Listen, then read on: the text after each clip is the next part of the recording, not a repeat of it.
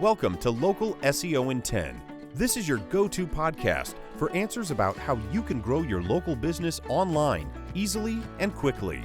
Brought to you by local SEO experts Magnified Media in Walnut Creek, California. In each 10-minute episode, our digital marketing expert Adam Duran answers your questions on how you can get more leads for your business fast.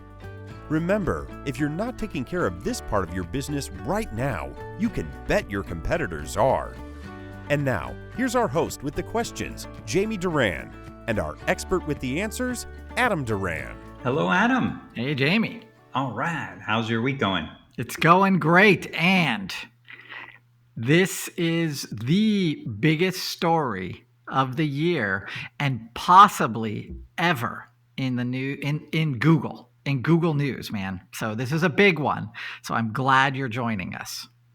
Can I guess what it is? No, I got no time for funny business. There was a data leak, and that data leak finally came to light over the past few days. And this is thousands upon thousands of pages of information that Google somehow leaked onto the internet about ranking factors.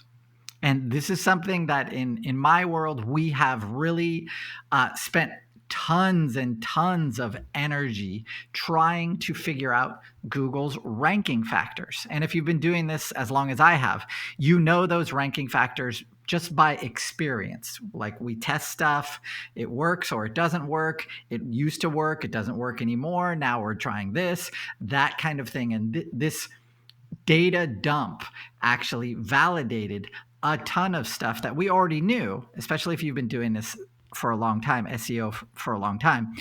But now that these documents have come to light, we know, and today I'll go into the few for local SEO that are super important and that you definitely want to make sure that whoever is handling your online presence, whether you're doing it yourself or you're paying someone else to do it for you, that they're very, very, very, very aware of these. Okay?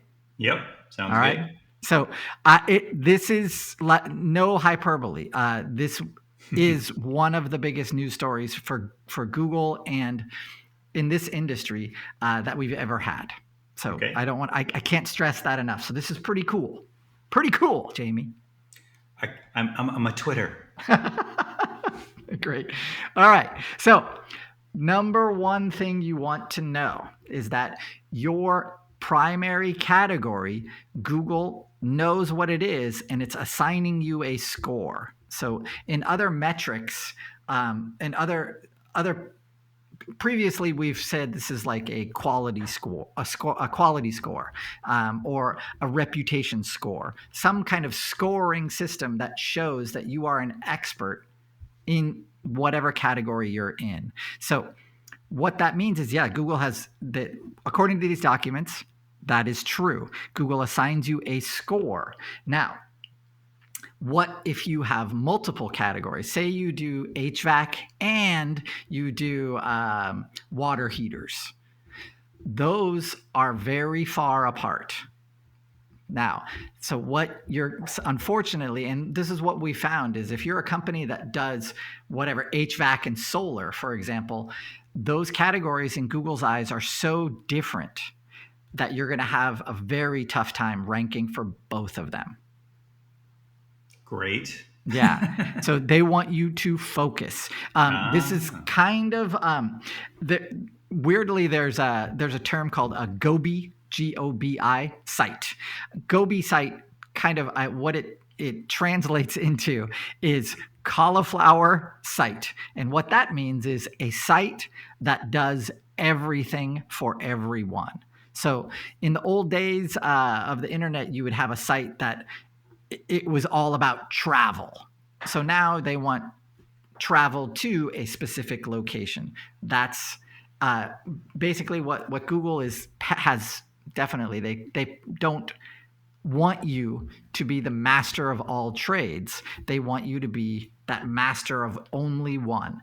So if you're in that position where you are a personal injury attorney, but you also do estate planning, unfortunately, your category choice, your main one, on your Google business profile and on the content that you want your website to be about, the more you focus, the more you will rank for that term. So if you, the previous example, if you're an HVAC company that does solar, what I'd really recommend is that you have two separate businesses, that you do like a DBA or something like that. So that way you can create two separate websites, two separate Google business profiles, two separate phone numbers, all that stuff. So that way you will be able to focus on both of those parts of your business with two separate, in quotes, businesses. Make sense?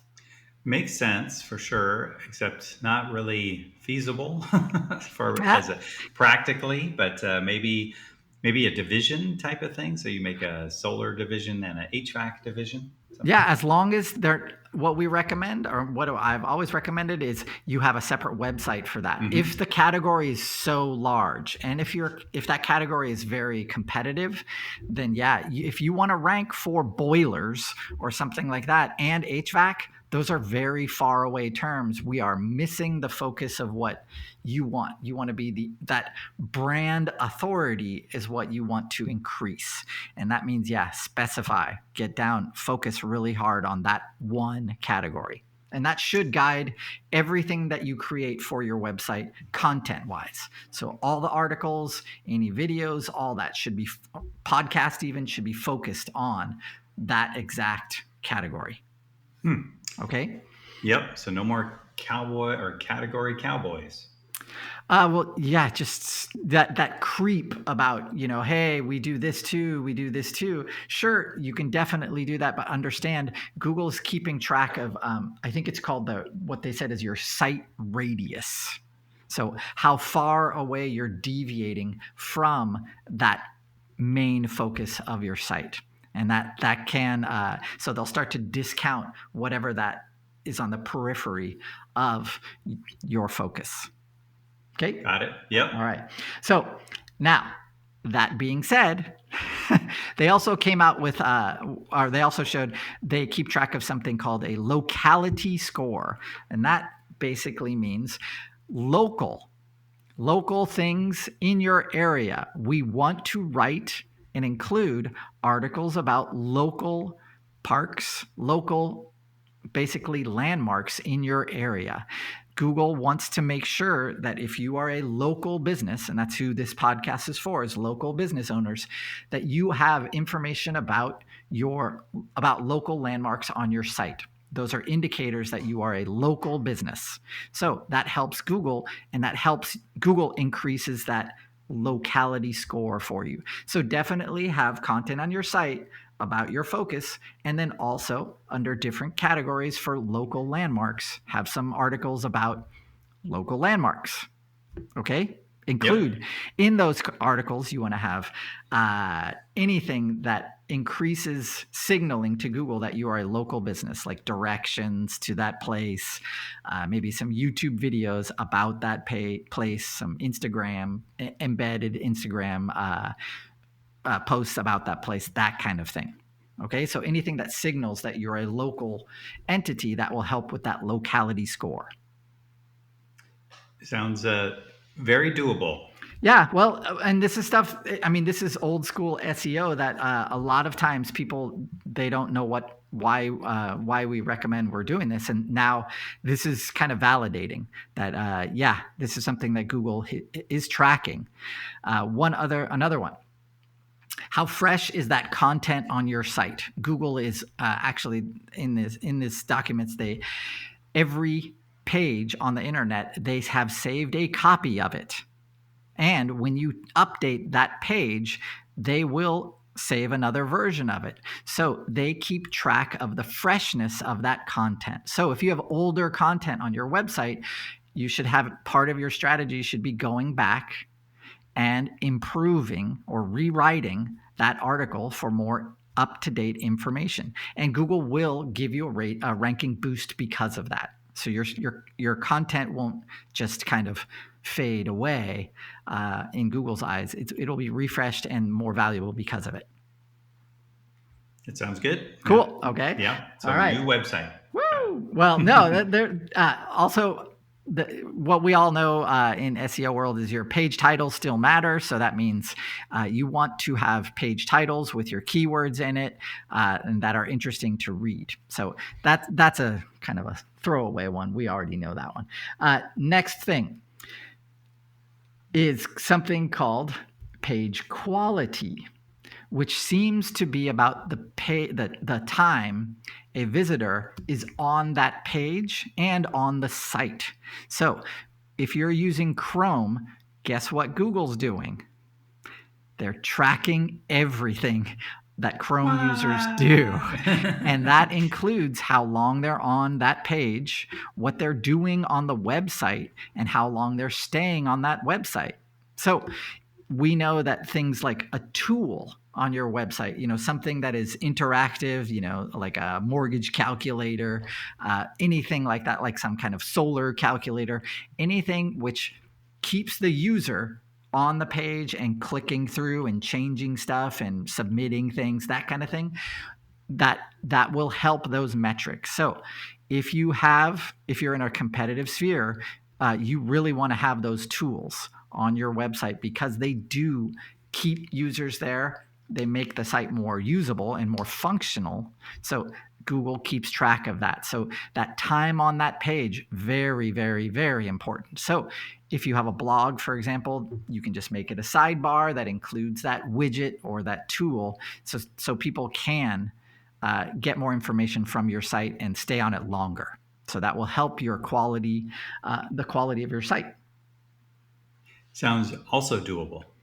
It does. So we are still pouring through these documents. Like I said, thousands upon thousands of pages worth of material. So they just came out within the last 3 days as we're recording this. So these are the ones that I picked up that do affect local rankings. So if you have a local business, these are the ones that right off the bat you want to jump on and you want to pay attention to. In future episodes, we might go into more detail or we might revisit this topic because, like I said, it's only the tip of the iceberg of these things. And it's a giant, like a bunch of information. So anyway, that's all I got for right now, Jamie. Unless you have questions. That was a ton. And my only question, this was not the biggest story. It wasn't probably in the top 5, but in the Google world, this is pretty big. Well, pretty soon, ChatGPT with their new version. That's what I thought you were going to talk about. Okay. It's going to make Google, with all their little tricks, go away. So, Google killer. And then I thought you were going to talk about the other major news story today, but how that would affect SEO. So, okay. Well, with that, very good, Adam. All great information. Definitely gave us a big task list to work on, but that's going to be very helpful.